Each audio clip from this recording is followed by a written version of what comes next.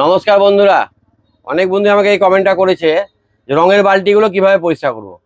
তো রঙের বালতিতে যে রঙের চাপটা লেগে থাকে সেইটা যদি মেজাই, যে যেমন এটা ধরুন ট্রে একটা প্লাস্টিকের, এটাতে আমার দোকানের ছেলেরা এই যে ব্রাশ দিয়ে রং নিয়ে এটাতে রং করেছিল।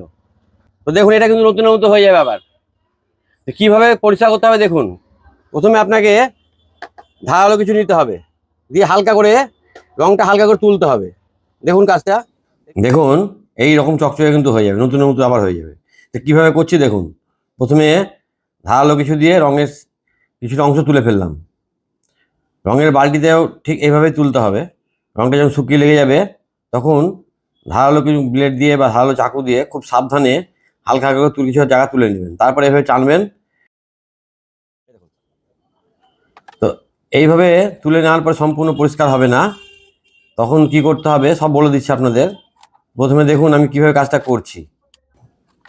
রঙের বালতিগুলো এইভাবে পরিষ্কার হবে। রং যখন শুকিয়ে লেগে যাবে কিছুটা জায়গা তুলে নেওয়ার পরে চাকু দিয়ে বা ব্লেড দিয়ে এইভাবে চটা চটা হয়ে কিন্তু উঠে যাবে। তো এইরকম করে নেওয়ার পরে কি করতে হবে ভিডিওটা সম্পূর্ণ দেখুন, তার আমি আপনাদের বলে দিচ্ছি। তো রঙটা যতটা উঠবে, যখন উঠিয়ে নেওয়া যাবে তারপরে এই বালতিটাকে কি করবেন, 4-5 দিন জলে ভিজিয়ে রাখবেন, জল ভর্তি করে রাখবেন।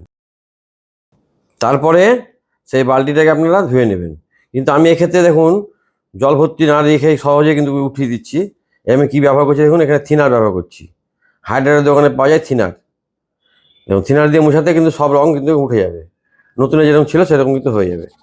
আর টেটার গায়ে অনেক নকশা আছে, আর বালতির ক্ষেত্রে বালতিগুলো প্লেন থাকে, সহজে উঠে যাবে। আর টেটার গায়ে কিন্তু দানা দানা নকশা আছে, ওই জন্যে রঙগুলো সহজে যাচ্ছে না। থিনার দিয়ে মুছলে কিন্তু পরিষ্কার হয়ে যাবে। তারপিনের থেকে থিনারের কাজটা ভালো হবে। ওই থিনার নিয়ে এসে এইভাবে কাপড় দিয়ে, মানে কাপড়ের থিনারটা ভিজিয়ে এইভাবে ঘষে নিতে হবে। তো সমস্ত রং কিন্তু বা যা রং লেগে থাকবে সব কিন্তু উঠে যাবে।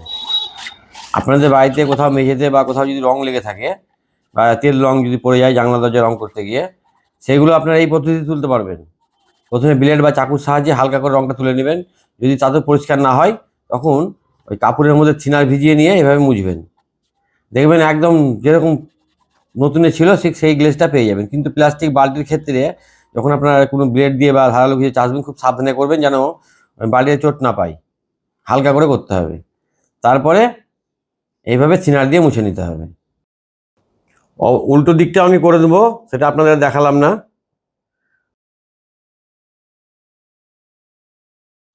থিনার দিয়ে যদি না মুছতে চান তাহলে সেক্ষেত্রে আপনাকে 5-7 দিন 10 দিন জলে ভিজিয়ে রাখতে হবে, তারপরে আপনাকে পরিষ্কার করে নিতে হবে।